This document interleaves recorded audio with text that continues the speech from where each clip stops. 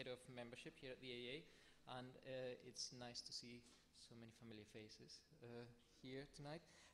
The lecture tonight has been organized as a members event, and it's in two parts. Tonight's presentation will be complemented tomorrow afternoon with a sketching tour of some of the pieces that Ed will be introducing to us tonight. And that will be at the Victoria and Albert Museum, led by Benny O'Looney, sitting here, and probably Benny will tell us a bit more about it after the lecture. I think Ed will be you be at the V&A yes. Tomorrow? Ed will be there as well, so he can show the pieces. Now it's great standing here to introduce Ed, who I've known as a colleague and as a friend for many years, at least 10 or 11 years here at the AA. Ed works, as many of you know, in the library, where he deals with research inquiries, with the front desk at times, with the library website, the newsletter.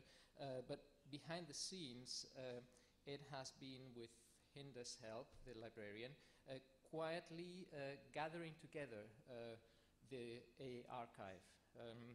It is a huge work, a very important project that Ed took on himself a couple of years ago. And he's probably just at the beginning stages of this effort to collect and reorganize the materials that document the history of the AA, and to make them more accessible to everyone. Ed's already unearthed a wealth of material, some of which has been featured in recent issues of our architecture newsletter, and the research for tonight's lecture is also in part a result of this archival work. He published an article at in the Journal of the Histories of Collections last year on the subject that he's talking about tonight. Ed has a master's in art history from Norwich University, and he's currently studying a master's in archives and management at Aberystwyth. In addition to his architectural work, he's published articles on 18th century portraiture and art patronage. And I think in an organization like this, where there's always been so much going on, but also so much that goes on in which is so relevant to the moment, where almost half of the student population is renewed every year, and the collective memory is, gets so quickly disseminated, where people leave and go back to the countries. I think it's wonderful to have people like Ed remind us of the importance of knowing what has gone on within these walls in the past, and to help us understand it. So I think the AA is lucky to have staff as dedicated to the work and as passionate about the place as Ed is. So please join me in welcoming Ed to the microphone.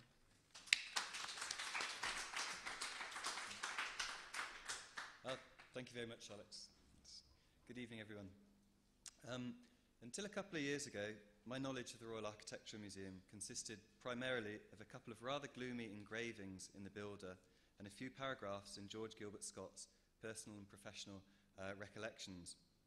However, in the process of rehousing and opening up the Architectural Association's archive, a complete set of the museum's minute books and related correspondence emerged from amongst the piles of dusty crates, boxes and portfolios.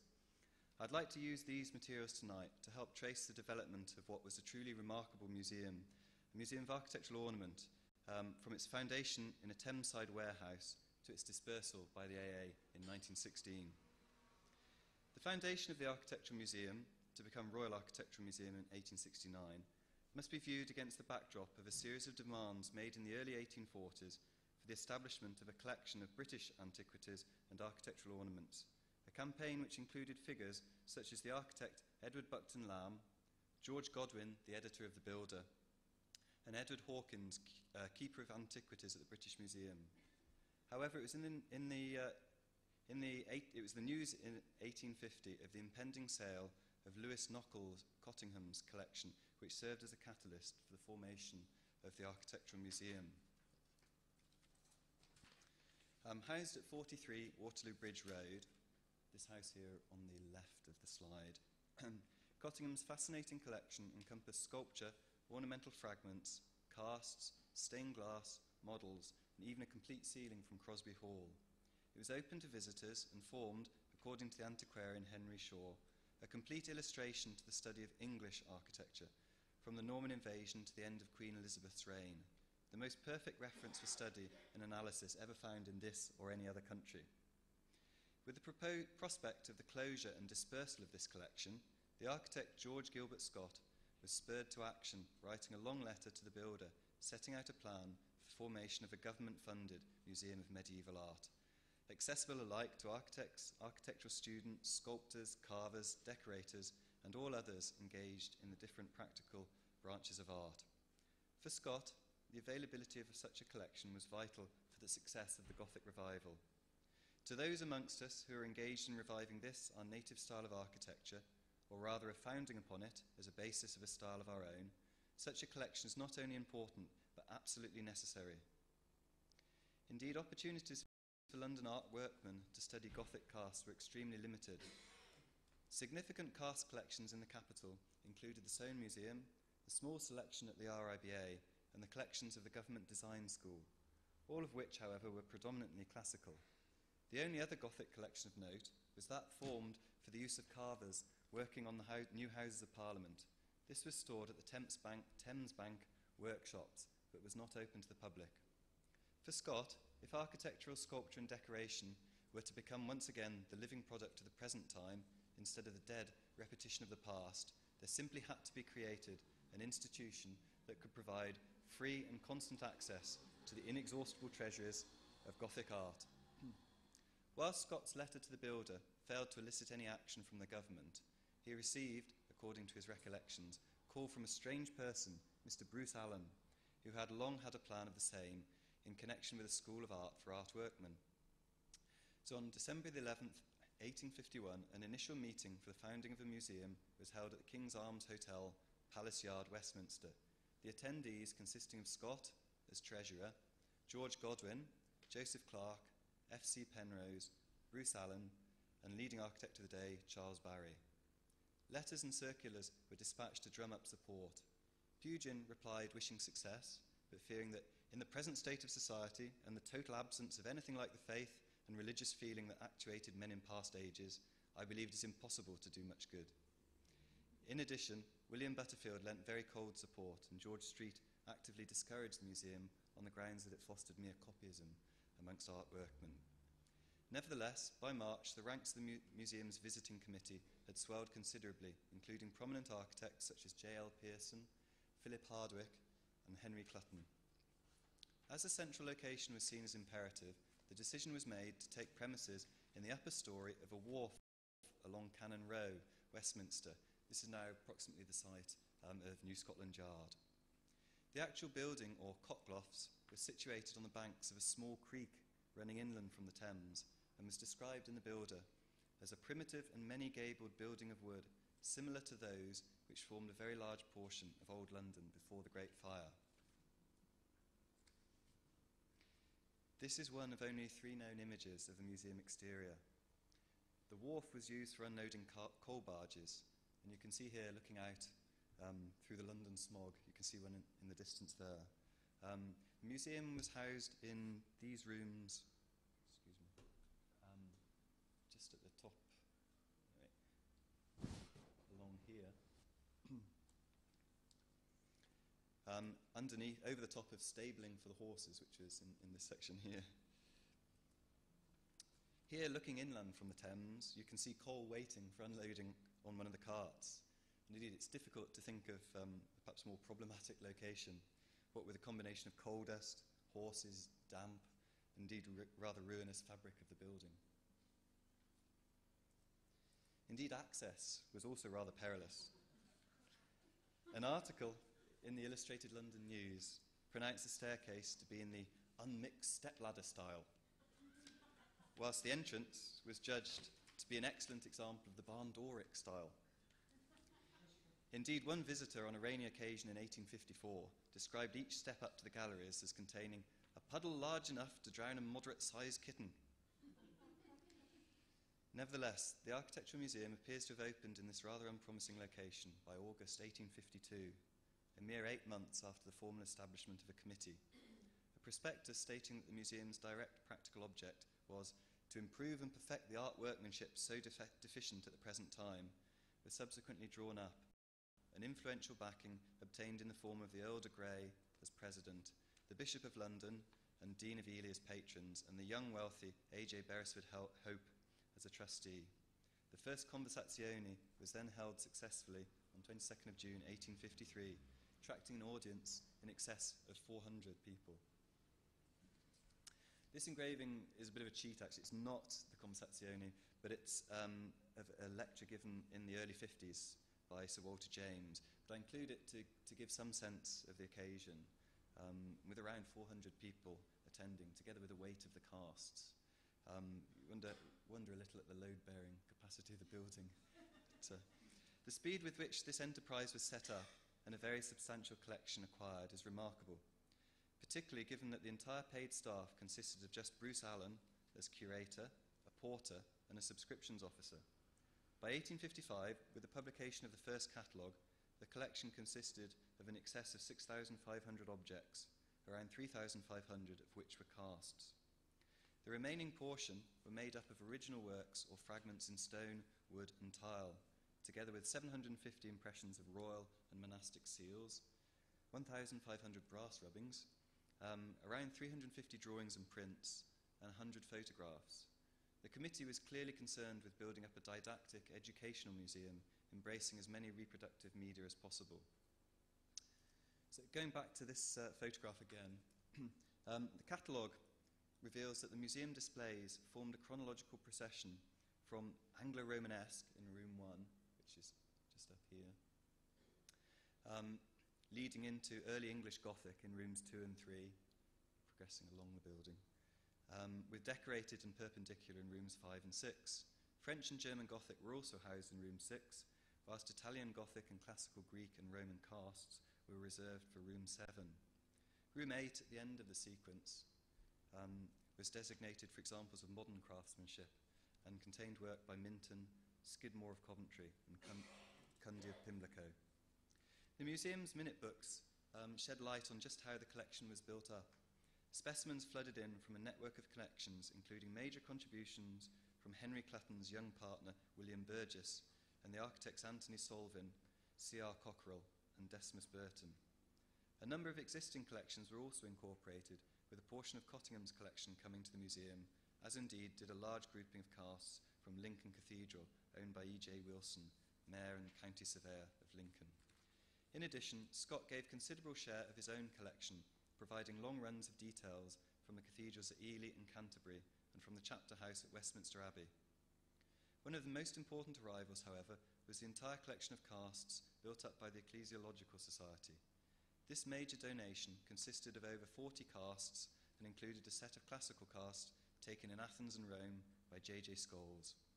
Of most interest, however, are a series of 11 architectural models that were included in the gift, and amongst which were representations of the wooden church Greenstead, the gateway to Bury St Edmunds, Salisbury Cathedral, and the church of St Mary Redcliffe, Bristol. Only the latter two are known to have survived and are currently in the possession of the sculpture department at the V&A. Intriguingly, a further 27 miniature models of church fonts were also presented by the Ecclesiological Society, presumably commissioned by them as examples of correct design. Supplementing the gifts and loans, the museum also commissioned its own casts from churches across Britain, using firms such as Bricciani, Samuel Cundy, J. Turneth, and J.J. Smith of Sloane Street, the latter firm being appointed in 1854 as the museum's official formatore, authorised to produce squeezes from their collection. Contributions from all the major British cathedrals were acquired in this manner, with major runs being commissioned from Lincoln and Llandaff, Worksop Priory, and the abbeys of Tewkesbury and Bury St Edmunds. Principal amongst these casts were a number of monumental effigies, which were laid out along the floors of room 6, 7, and 8 of the museum. The effigies here, visible in this rather dark photograph, I think it's the interior of room 6 of the museum. This photograph and another taken from perhaps 2 paces to the right are the only photographs I've managed to uncover of the interior. A clearer image from a slightly different angle again comes courtesy of engraving in the Builder of 1854. And you can start now to identify the effigies of Queen Eleanor, starting front here. Queen Eleanor, Edward III and Henry III from Westminster Abbey, followed by effigy of Hugh de Northwold from Ely Cathedral. As this room was dedicated to Continental Gothic, you can also see on the left here part of the museum's collections of details from the French Gothic, the sculptor and glassworker Alfred Geron being the main supplier, supervising Malraux of Paris in the production of casts from Amiens, Chartres, Notre Dame and Saint-Chapelle. Also visible are casts of the 12 Apostles from St. Sebald's Shrine, Nuremberg. These ones just here. Scott appears to have taken the leading role in commissioning and purchasing the continental casts, and even advanced cash sums for a series from Cologne Cathedral. As regards casts from Italy, it was John Ruskin who provided the most significant contribution, offering in August 1852 a duplicate set of those casts being made for him in Venice. By 1855, a total of 43 casts, including 7 identified as from the Doge's palace, were installed in the collection. This gift was of great importance not only as valuable examples of Venetian Gothic, but in signalling Ruskin's support for the whole endeavour, allowing the museum to provide access to art workmen to his own working details, cast from the actual stones of Venice. Further gifts from Ruskin came from Rouen Cathedral and from the great northwest door of Notre Dame, Paris, the latter being cast in sections 8 foot by 12 high. These are in turn supplemented by a series of Ruskin's drawings, executed by himself of foreign architecture. While Scott had argued against the collecting of original pieces, it appears that by 1855 it was accepted that the museum had an important role to play as custodian. Indeed, through the offices of one of the trustees, Sir Charles Barry, the Board of Trade deposited 3 of the celebrated 14th century statues of kings from the interior of Westminster Hall. Indeed, a report in the Builder of 28th June 1856 stated that the occurrence has led to an acknowledgement of the museum by the government as a place where works which might otherwise be destroyed may with security and utility be deposited. Amongst the other original items recorded in the collections at Cannon Row were fragments from Salisbury Cathedral Chapter House and Temple Church, London. Whilst the museum experienced such promising initial few years, the school established by Bruce Allen appears to have struggled from the outset. The school was aimed at the art workman rather than the trainee draftsman, architect or engineer, and according to the prospectus issued in 1851, study comprised of a programme of drawing from the museum's cast collection before graduating to modelling from the cast in clay or wax, and eventually executing the same model in the medium of the workman's profession. Almost no documentation remains, but the museum minute books indicate that by November 1853, a total of just 11 students were in attendance, and that by March of the following year, Bruce Allen had been forced to temporarily close the school due to the freezing conditions within the rooms. The enterprise appears to have folded soon after, having unsuccessfully applied to the museum for funding. Certainly, the finances of the museum itself appear to have been very tight at around the same period, and the decision was taken to apply to the Board of Trade for government funding and to Prince Albert for royal patronage. A grant of £100 was forthcoming from the government, and Scott describes in his recollections how Albert also donated £50 and agreed to become patron of the museum, but simultaneously took occasion to read us a not very complimentary lecture on the state of architectural education in this country, which he described as contemptible in the extreme. Significantly, the delegation was referred to Henry Cole and Richard Redgrave of the Government School of Design, who, according to the museum minute books, suggested various channels by which the museum might receive indirect pecuniary assistance from the government. These included allowing free entry to the students from the Government School of Design, allowing copies of casts to be made and distributed to the regional schools of design, and the holding of festivals and lectures to encourage attendance of workmen. Suggestions were immediately implemented and squeezes of selected casts were produced. Indeed, this distributive role was to be continued by the Architectural Museum right into the 1890s, providing casts for individuals and architectural institutions, including the Royal Academy, Walker Art Gallery, Liverpool, and museums in Edinburgh, Nottingham and Sheffield. This service even extended overseas to New York, presumably to MIT, whose William Robert Ware was a corresponding member of the museum, to Canada, and even as far as Japan. Cole and Redgrave's other recommendations were swiftly carried out, and meetings of art workmen were held in 1854, and a course on architectural ornament delivered by, amongst others, Cockerell, Scott, the Reverend C. Boutrell, Penrose, and Bruce Allen. Ruskin's aid was likewise enlisted, and in late 1854 he gave 3 lectures to art workers on colour, illumination, and outline. Ruskin was to provide yet further encouragement in 1856, establishing an annual prize of £10 for stone carving. And this is an image from the builder again, of Ruskin presenting prizes in 1856, with Digby Wyatt on the far left here, and Cockerell towards the right. Ruskin was also commissioned to produce a design for the official seal of the museum, this presumably being the one illustrated in the builder in March 1856. At around this time, there emerged signs of internal conflict. 18th of May 1855, a special meeting was called to consider a letter of resignation as members of the committee, signed by Messrs. Wyatt, Solvin, Barry, Penrose, and Villamont, in consequence of the permission given by the visiting committee to the Ecclesiological Society to hold their annual meeting in the rooms of the institution. The rising influence of the society did not go unnoticed in the newspapers either.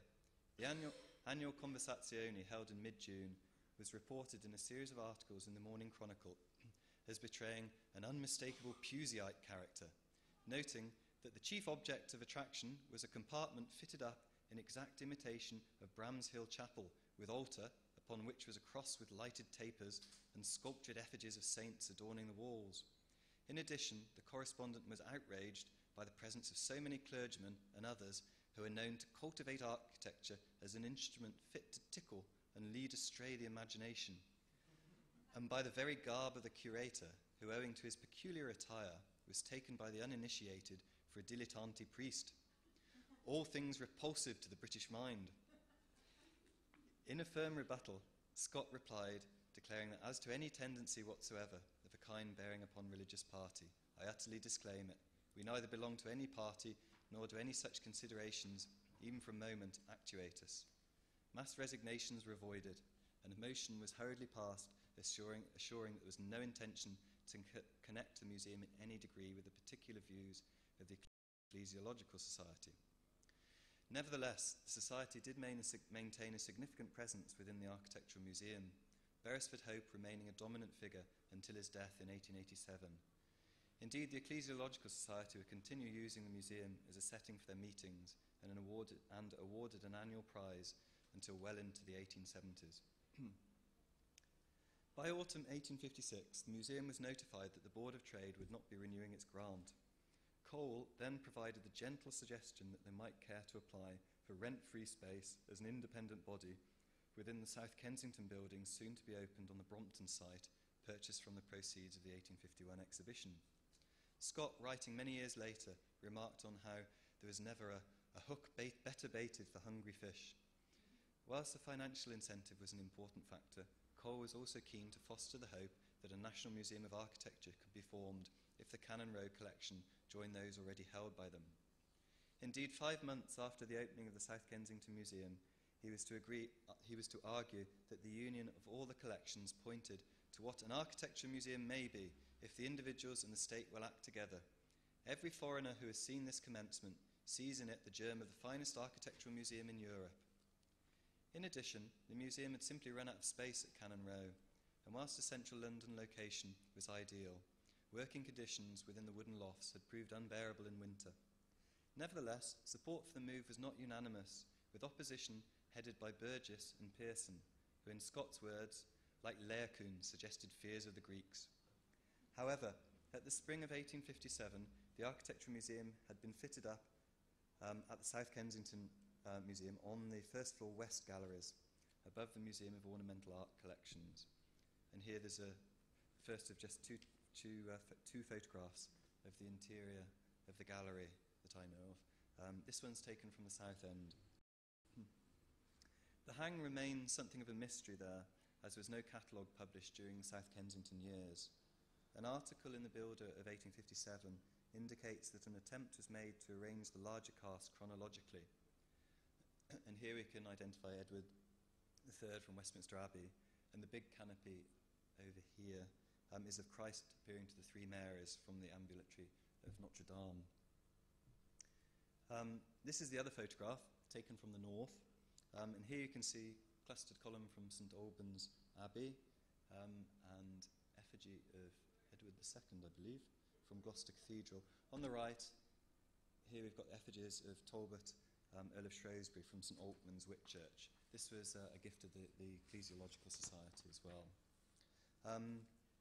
This engraving of the same view from the build of 1857 is a bit clearer, and you can see somewhat oddly juxtaposed next to the Talbot effigies here are the casts of the panels from the south and north doors of the Baptistery Florence.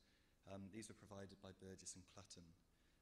Interspersed with these panels, I don't know if you can see here, are plaster casts of natural leaves commissioned from two formatore, Mr. French and J.J. Smith, and these were intended, presumably, to demonstrate how close Gilberti had followed nature. Different forms of facsimile were also introduced in the proximity of the casts, and you can see here, hung at a huge height, I don't know how anyone can see them, but these are their collection of brass rubbings. Also by this time, the collection of architectural models had grown substantially. Indeed, at the opening conversazione, Henry Cole announced that the Dean and Chapter of St Paul's had been induced to deposit Wren's huge wooden model of St Paul's at South Kensington, entering the Architectural Museum's galleries in 1858. In addition, the Dean and Chapter of Westminster Abbey were reported to have loaned 14 models, extremely interesting and curious, these being the celebrated 18th century models of the Commissioners' churches, together with Wren's model for his proposed spire to Westminster Abbey. The circumstances of these loans of models is unclear, but whilst the model of St Paul's was to remain at South Kensington on the Architectural Museum's departure in 1869, the spire model and the Commissioners' churches appear to have been retained as part of the Architectural Museum's collection, and I'll come back to this a bit later on. Amongst the other original items to enter the Architectural Museum were the series of extremely important 13th century encaustic tiles from the site of Chertsey Abbey, illustrating the romances of Tristram and Richard the Lionheart. Hailed by Scott as the finest specimens of that art which have yet been found in England, it was William Burges who played the leading role in negotiating their acquisition for the museums. And this drawing here is by Burges, and it was published in the Builder of 1858. And the images on the right are from Mannering Sherlock's Tiles from Chertsey Abbey, the original drawings for which were given to the museum and are now in the Paintings and Drawings collection of the V&A. For the first few years at South Kensington, therefore, the museum seemed to have the move seemed to have been extremely beneficial, the collection increasing in importance, and with a number of high-profile lectures being held by Ruskin, Seddon, Scott, and Street. Indeed, the attendances at the annual Conversazione rose to around 1,500 by 1859. Nevertheless, trouble was brewing. The existence of an independent collection within the South Kensington Museum appears to have caused tension from the start, with Cole requesting the surrender on loan of the collection just 1 year after its opening. In December 1859, it was then discovered that the gallery was structurally unsound and incapable of supporting the larger casts in the collection. A remarkable war of words ensued, with the committee eventually informing that the temporary buildings would not be strengthened, and that although they, the South Kensington Museum, look forward to a time when there may exist a National Gallery of Architecture, we do not intend to assign any space for the Architectural Museum in any new building. An extraordinary exchange then took place, with the South Kensington authorities adding insult to injury by dismissing the collection as containing large numbers of specimens which my lords do not consider worthy of exhibiting at public expense, and concluding by giving the museum notice to quit by 31st of March 1861. The museum clearly felt that they were being forced to surrender their collection on loan, and replied to criticisms of the museum's popularity, stating that whilst architectural casts may not be attractive objects to mere holiday visitors, the committee has yet to learn that the South Kensington Museum has been built and filled for mere holiday visitors. However, with no other options available and with time fast running out, the museum collection did indeed capitulate, handing over on loan day-to-day control of the collection. This does not appear to have solved the underlying differences, however, and by July 1862, the museum committee was complaining that the collection had been rendered comparatively worthless on account of dust, confusion, and drawings of the department being hung before the casts. Further spirited correspondence followed, with the department issuing a second notice to quit, only to seemingly retract the threat 6 months later. Scott, writing to the Architectural Museum Committee, described himself by this time as so thoroughly sick at heart at the treatment we have met with, that I am prepared for anything rather than the continuance of the studied humiliation to which we are at present subjected. One last doomed attempt to persuade the government to initiate the National Museum of Architecture was then made by the committee in 1863 in the form of a report to the Committee of Privy Council. But relations at South Kensington continued to deteriorate, and matters finally came to a head in 1865, when it was forcefully put to Scott and the committee that a large proportion of their collection would have to be removed from this display. This proved to be the final straw, and the decision was taken to leave. A number of central London sites were subsequently discussed, but in July 1866, the Museum Committee took up an offer of a sublease from the firm of marble and stoneworkers, Messrs. Poole & Son, on a plot in Bowling Street, a short distance behind Westminster School. This was renamed Tufton Street in 1870. The deal was very attractive, the lease to be at cost price, and the museum being permitted to demolish the existing houses on the site and sell all salvaged materials for profit. Henry Poole is recorded as a contributor to the museum's collections as early as 1856 and had established a close working relationship with Scott. 1866, also, by no coincidence, being the year in which his firm was awarded the contract for Scott's restoration of Westminster Chapter House. This is an image of the museum building in Tufton Street. Ewan Christian and Joseph Clark gave their services free as honorary architects, and fundraising started in earnest. Members of the museum called in favours from their contacts within the building world, and Sir Charles Barry obtained from the Lucas brothers the donation of 6 50-foot span iron supports from the 1862 exhibition building for the basic frame of the museum. Likewise, window casements, Caen stone and Sicilian marble for the facade were donated by a number of local suppliers. Firms of art workmen were also more than willing to demonstrate their talents for ornamental decoration, and the completed facade, as we can see here, incorporated tiles donated by Godwin of Lugwardine and mosaic work provided by Messrs. Ruskin Co. The stained glass above the main entrance was contributed by the celebrated firm of Heaton, Butler and Bain. Construction work was completed in June 1869, and Queen Victoria agreed to continue royal patronage and that the word royal could be affixed to the title of the museum. Too late, however, I think, to have it added onto the building here. In line with the museum's committee's view on the educational role of their collection, the Tufton Street buildings were planned with the capability of housing a school, and indeed by late 1870, the School of Architectural Drawing, controlled by the museum in conjunction with none other than the Architectural Association and the RIBA, was up and running, housed on the top floor of the museum.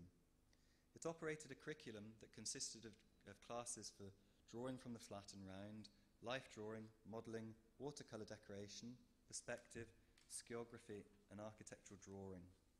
A joint committee administered the school initially, but the balance of power lay with the Architectural Museum, and this disproportional influence was perhaps the reason why, in 1873, the AA halted its annual contribution to the school and ceased to advertise the classes to its members.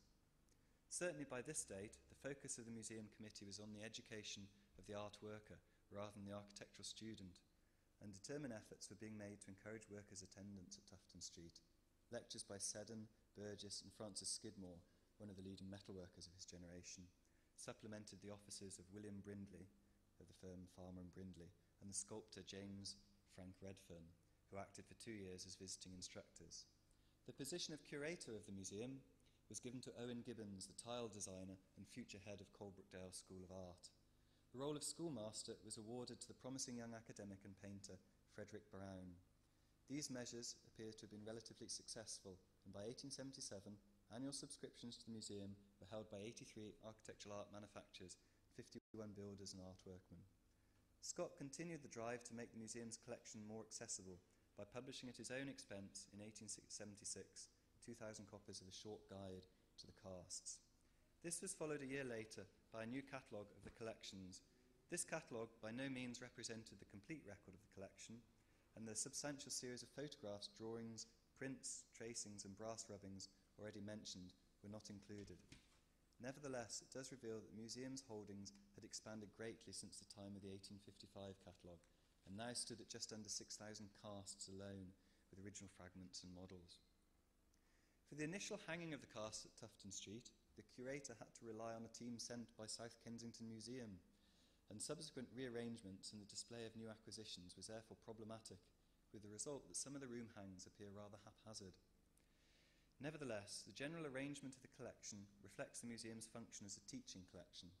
The 1877 catalogue, making it explicit that a broad attempt was being made to display items chronologically, while also permitting groupings to be made by item type, medium and place of origin. Art workers wishing to study capitals, for example, would be in the enviable position of being able to examine at close hand and compare and contrast numerous examples of designs and styles. These are capitals from Salisbury Cathedral. Likewise, the same with diaper work, poppy heads, and a myriad of other architectural details. Royal Architectural Museum was keen to also embrace the medium of photography, not only to promote the museum, but also as another means or source of instruction for students. And these images are courtesy of 2 albums of photographs commissioned in the early 1870s by the museum from their official photographers, the firm of Bedford-Lemaire. The albums, together with a handful of images now in the RIBA photographs collection, constitute the complete photographic evidence for this period of the museum. This is the only known 19th century image of the ground floor gallery. It was taken in 1881 when Scott had died, and this is his memorial brass on the floor in the front, which was exhibited in the museum. It seems to be rather as a fundraising exercise to get people in to come and have a look at it before it was removed to Westminster Abbey. This room was the largest exhibition space and displayed more or less chronologically examples of works ranging from Saxon times to the 16th century, together with a majority of large-scale casts and long runs of details from English and French cathedrals. And here you can see a number of the museum's effigies, you can see a few feet sticking out there, laying out under capitals from Notre Dame. Also located on this floor were the 3 original 14th century kings from Westminster Hall, unfortunately not visible in this photograph. You can, however, see a couple of cases of the museum's collections of seals. A further room on the ground floor, the southwest court, was reserved for some of the most important large collections, preserving them intact within their own arrangements. These included Benjamin Ferrer's casts from West Wells Cathedral, Chertsey tiles, and Ruskin's cast of Venice and Verona. These are a photograph of the Ruskin cast from the Doge's Palace of Venice. This photograph is taken from the level of the first floor galleries, facing towards the entrance of the museum, which is this here. It reveals rather interestingly that there appears to have been at least a partial effort at an internal decorative scheme. The figure is a little difficult to make out, but perhaps represents the idealised figure of an art worker.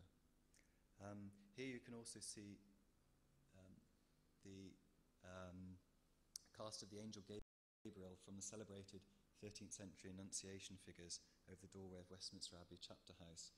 And accordingly, on the other side of the arch, would be approximately here, was placed the museum's cast of the Virgin. The first floor galleries were dedicated to the numerous smaller runs of casts and series of details, and you can see here on this rather primitive looking stand, collection of bosses from Lincoln Cathedral. On a larger scale, also from Lincoln, you can see the spandrels from the Angel Choir. This photograph is again from the first floor, this time taken from the entrance end of the museum. Visible again are the arrangement of the Lincoln spandrels, you can see here on the sides. Whilst the details displayed on the far wall are from Salisbury Cathedral, Westminster Abbey and Southwell Minster.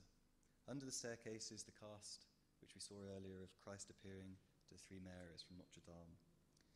It was the museum's aim to make casts of normally inaccessible details available to workers, but you do wonder how workers were supposed to study, for example, these casts around here. And you can see kind of rather rickety old ladders here, and I think you can see a tip of one just down there. So if you're perched precariously on top of a ladder, it might be somewhat easier to go to the original in some cases. On the top floor of the museum, just visible at the top here, the collections of classical casts were relegated. In close-up, you can see a portion of the frieze from the Parthenon, taken from the British Museum, obviously, together with some of the J.J. Scholl's collection of Greek and Italian casts. New acquisitions continued to enter the museum in quantity, with the RIBA, the Royal Academy and the South Kensington Museum transferring large numbers of casts to Tufton Street, including almost certainly a large proportion of the Thames Bank Workshop collection. Additions to the collection of architectural models included a model of part of the temple at Figalia, bequeathed to the museum in 1872 by the architect C.L. Cockerell, and a very important cork model of the Temple of Vista at Tivoli. This latter model was commissioned in Rome and presented to the Society of Antiquaries in 1767 by Thomas Jenkins, the Society donating it to the museum in 1875. Most significantly, however, the 1875 minute books detail the return to the Dean and Chapter of Westminster of the model of Wren's proposed spire for Westminster Abbey, together with a model of Gibbs' St Mary le Strand. This last item was one of the models of 18th century commissioners' churches.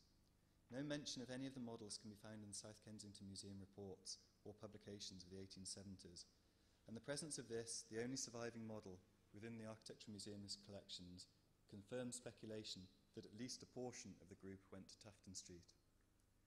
Following the death of Scott in 1878, Seddon emerged as the guiding force behind the museum and engaged himself in a publicity drive to solicit the interest and support of a new generation. By the mid-1880s, however, it was clear that the museum was being increasingly subsidised by the flourishing school, which by this time had an attendance of around 200 students. The teaching of Frederick Brown and subsequently RIBA gold medalist Muat Loudon succeeded in attracting students of the calibre of Jack Butler Yeats, Ethel Walker, Henry Tonks, Dugald Sutherland McCall and Aubrey Beardsley.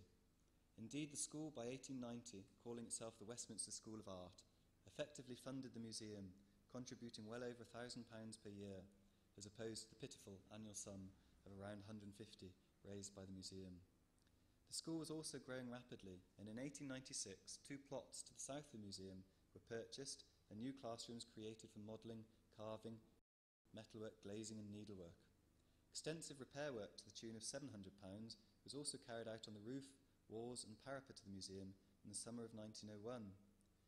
In the light of all this, it is surprising to discover that in the May of the following year, the Royal Architectural Museum Honorary Secretary, Maurice B. Adams, was proposing that the Westminster School of Art be terminated and that the Tufton Street buildings and museum collections be handed over free of charge to the Architectural Association.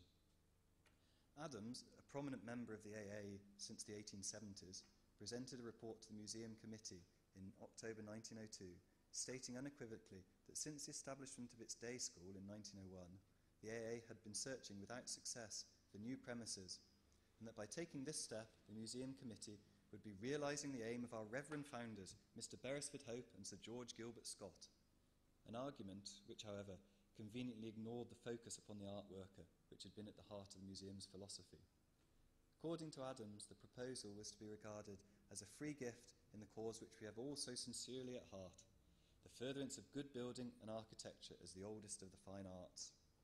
In a subsequent meeting, Adams expanded upon his reasons, declaring that the museum collections afforded little assistance to the Westminster School of Art, seeing that their studies were chiefly devoted from drawing, from life and kindred subjects. All this represented a remarkable gift, if not a somewhat dodgy deal. A letter to the Times in early 1902 estimated that the AA needed to raise 20,000 in order to build itself new premises. The Tufton Street buildings, with its new classrooms and recently renovated main building, were received for a mere £700 in legal expenses and a ground rent of just £140 a year. In addition to this, the museum collection was estimated to be worth between 20 and 25,000. Indeed, one can perhaps be suspicious of the motivations of the AA. Architectural education had changed significantly since its involvement in the school of the 1870s, and tastes within the AA had moved decisively away from the Gothic towards an arts and crafts-inspired vernacular and the Beaux-Arts style. This is a poster from the AA Conversazione during the period of its ownership of the Architectural Museum. Indeed, it seems that from the outset the collection was viewed as a rather old-fashioned curiosity by the school's students.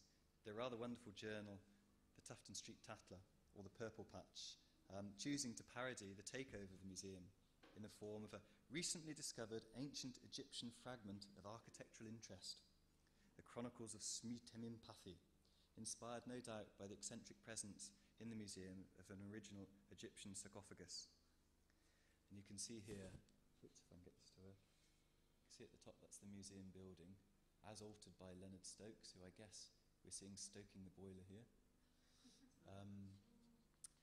This time at the AA was a bit of a kind of time of rejuvenation, and you can see they're all athletics clubs. You've got rugby taking place up here, you've got music, drawing from life, and you even had a start of a rifle club, and I'm not sure, but wonder if these are casts that they're actually using as target practice.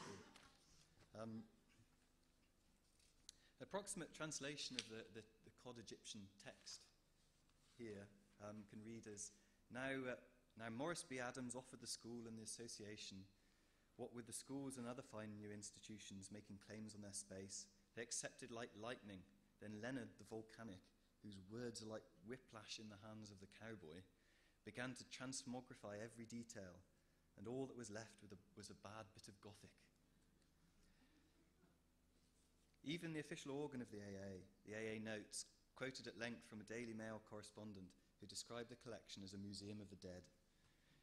The official line of the association was, however, provided by the retiring president W. Seth Smith, who in December 1902 lauded the newly acquired collection, which he rather patronisingly considered, if fondly studied, will point us to the source whence the medieval architects and craftsmen derive their inspiration.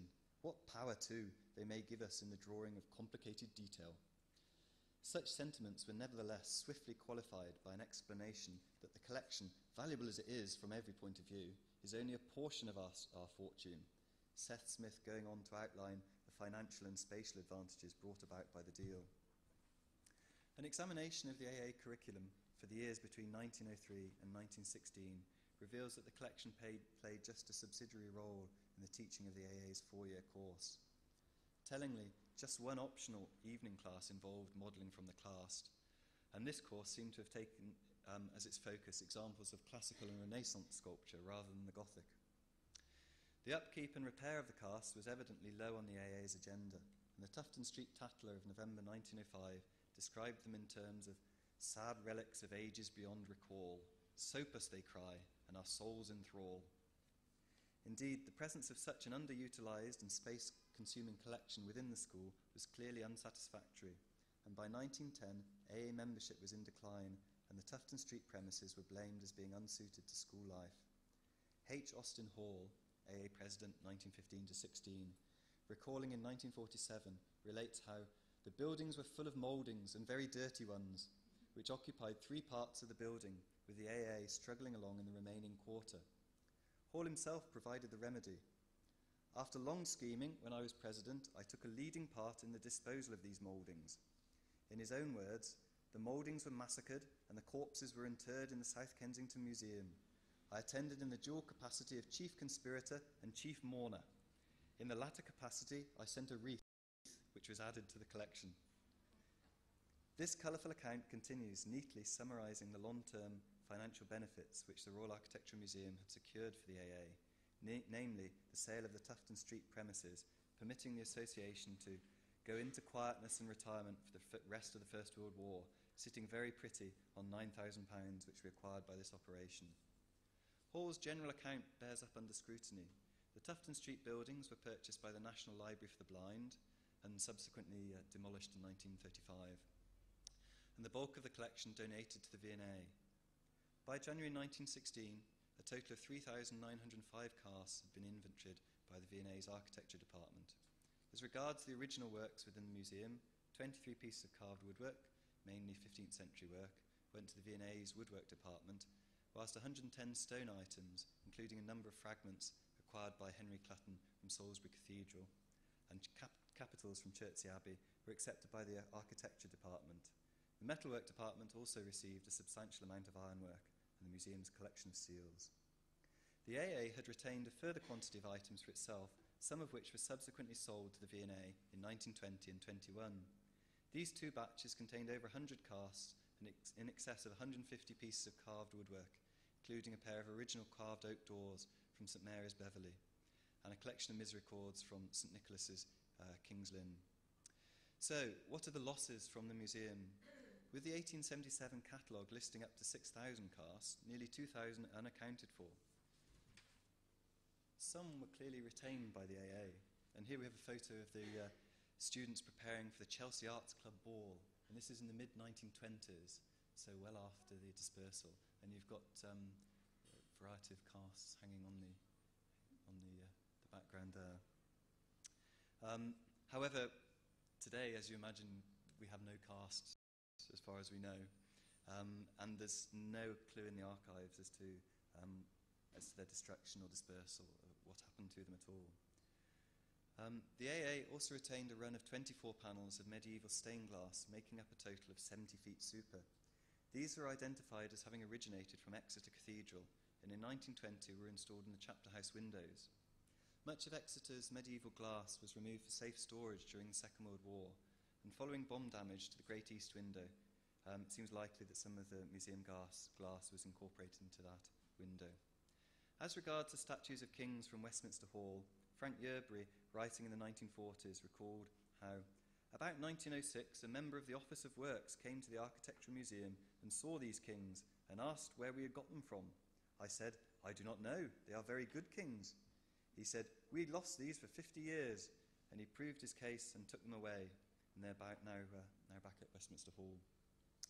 However, as regards architectural drawings, the majority of the museum's collections cannot be located. We do not know the number involved. As early as 1855, it stood at around 300. But it is known to have included extensive drawings by, amongst others, Scott, Burges and Ruskin. One of the latter donations to the museum, by Mary Frances Bradford, one of Ruskin's confidants from Winnington School, serves as a telling illustration. The bequest contained, in addition to many drawings by Ruskin, drawings by Ford Madox Brown, Dante Gabriele Rossetti, and interestingly enough, Elizabeth Siddal. At least 3 cartoons by Burne-Jones as well, and an unspecified number of cartoons by Frederick Shields. Of these items, the only known survivors are a Ruskin drawing of the northwest angle of the facade of St Mark's, Venice, sold to the Tate by the AA in 1914, 2 Ruskin sketches of the Scaligeri tombs of Santa Maria Antica in Verona, Burne-Jones study for a decorative panel for the drawing room of the Red House depicting the wedding of Sir Degrevant, and a preliminary drawing by Rossetti for his work Dante drawing an angel on the anniversary of Beatrice's death. These latter 4 works having been given on permanent loan by the AA to the RIBA Drawings Collection in 1963. We know that 5 Frederick Shields cartoons were rather casually disposed of by the AA as a moving-in gift to the National Library Blind on their taking over the Tufton Street premises, but I've been in contact with them, and these cannot now be traced either. Of the other drawings, the AA archive is silent.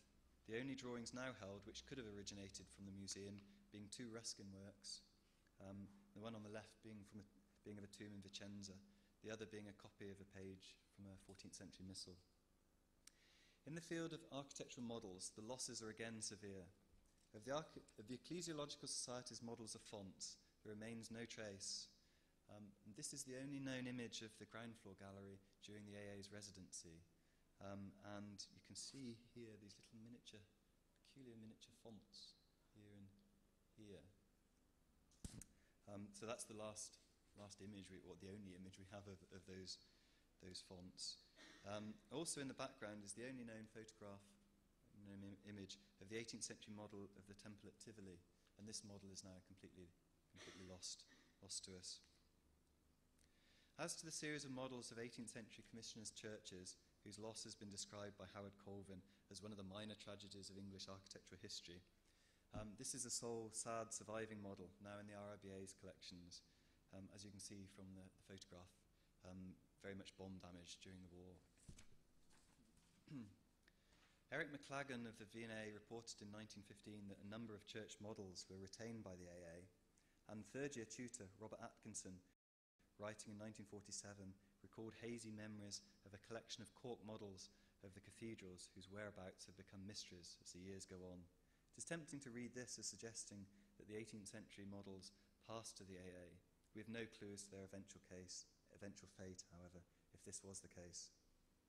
However, I do not want to end on a depressing note, and indeed the story of the museum is one of remarkable survival. The vast majority of the contents now preserved intact within the V&A, and a goodly quantity of its holdings still on display to the public. And here we have just a quick compilation of some of the pieces on display now. Got the old favourite of Christ appearing to three Marys from Notre Dame. This is one of Ruskin's Venetian casts, and the effigy of John Talbot, Earl of Shrewsbury. Indeed, with the V&A's partnership with the RIBA drawing collection and the recent opening of the architecture galleries, it can be argued that the Royal Architectural Museum's collections are now closer to forming a National Museum of Architecture than at any other time in their history. Thank you very much.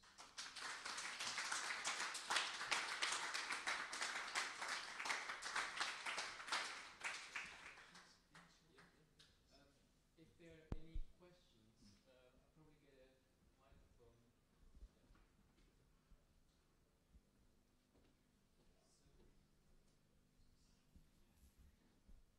And do you know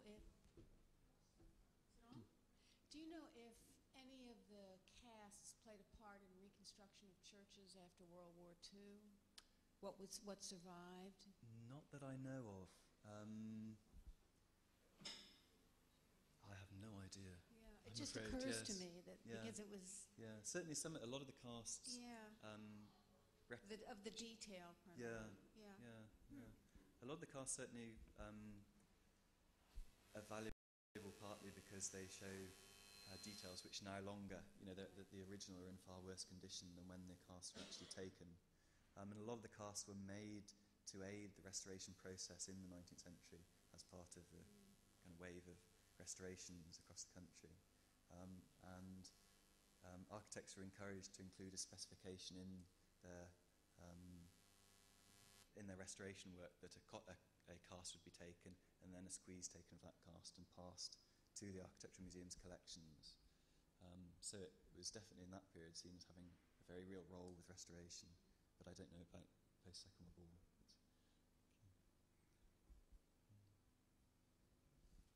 A whole lot of architectural modelling was happening very close to Tufton Street, across the river, at Dalton's big public works on the Thames. It would seem like an obvious place for Dalton's modellers to come and check in. Any idea of links between the Royal Architectural Museum and their great studios across the river? I haven't come across any mentions. The basic information I'm going on is the minute books, so we don't have things like records of attendance, or so we don't really know exactly who is coming. But certainly that would seem the logical. That would be the type of person they would be aiming at from there. Have you had any conversation with our own conservation course here? There must be. Yes, I'm supposed to be doing a kind of repeat of this for them in a few weeks, Right. but I haven't actually talked to them yet. But it's been an interesting perspective on. Yes. How are you copying the models survive? That's a very good question. It's very difficult to tell. The V&A has got a listing done when the casts were brought into the museum, and it's ambiguous. There are pen marks on the listing identifying a number of Cottingham casts, but it's unclear who made the marks and on what basis. And there are some, but the exact number I'd have to check. But I think around about 20 or 30. Yeah. So a very small proportion. I mean, there's nothing in the minute books that mentions Cottingham collection coming in. It's just through other sources that we're hearing. So it's quite interesting because it's obviously such a key collection, and it seems, I don't know whether it was dispersed. I've tried to look for a catalogue which details who the actual auction, who the pieces went to, but unsuccessfully. So.